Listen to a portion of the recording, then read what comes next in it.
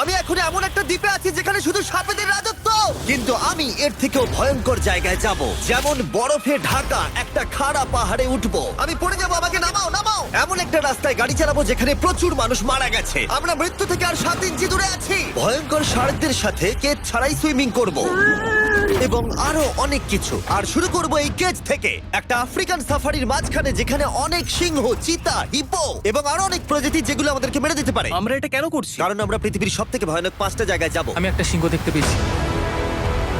ও মাই god, এটা আমরা কেন করছি? আর যাতে সিংহরা আমাদের কাছাকাছি আসে তাই আমি অনেক মাংস এনেছি। এবং কেজের চারপাশেও ঝুলিয়ে দেব। ভাই আমরা বেঁচে ফিরবো তো? কিন্তু আসলে যে কারণে এই জায়গাটা বেশি ভয়ঙ্কর সেটা হলো সূর্য ডুবে যাবার পরে আমরা দেখতে পাই না, কিন্তু ওরা দেখতে পায়। জিমি, ওদিকে দুটো সিংহ রয়েছে। এই শব্দটা তো কণ্ঠারের মতো লাগছে। না, এটা বিশাল ভাই। সবকিছু রাতে বেরোয় কেন? ভাই, আমাদের সিংহটা পুরো ঘিরে ধরেছে। আমাদের থেকে মাত্র 20 ফুট দূরে রয়েছে ওরা। ও মাই গড, আমাদের দিকেই তাকিয়ে রয়েছে।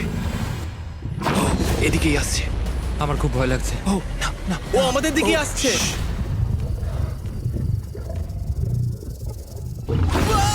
সিংহগুলো আমাদের চারপাশে ঘুরেই যাচ্ছিল। আমরা হয়তো এই ভিডিওটা করতে গিয়ে মারাই যাবো। আর এটা তো সবে শুরু, কারণ এই ভিডিওতে পরের জায়গাগুলো আগের জায়গার থেকে আরো অনেক বেশি ভয়ানক হতে চলেছে। শেষে থাকবে এমন একটা দ্বীপ যেটা সম্পূর্ণ বিষাক্ত সাপে ভরা। আর এবার আমরা আইস ক্লাইম্ব করব একটা বিশাল ভয়ানক ঠান্ডায় জমে যাওয়া জলপ্রপাতে। সবাই তৈরি হয়ে নাও, এবার একটা দারুণ অভিজ্ঞতা হবে। এই হেলিকপ্টারটা এখন ফিরে যাচ্ছে।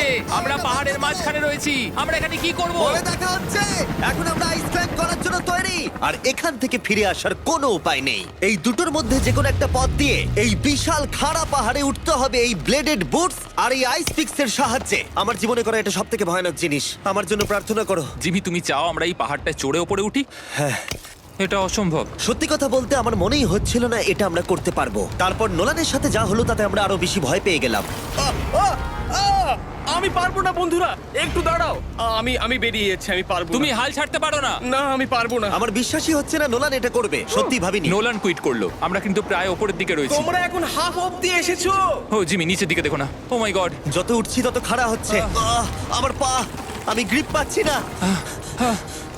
ও ও ও ও। আরে তুমি পড়ে যাচ্ছিলে?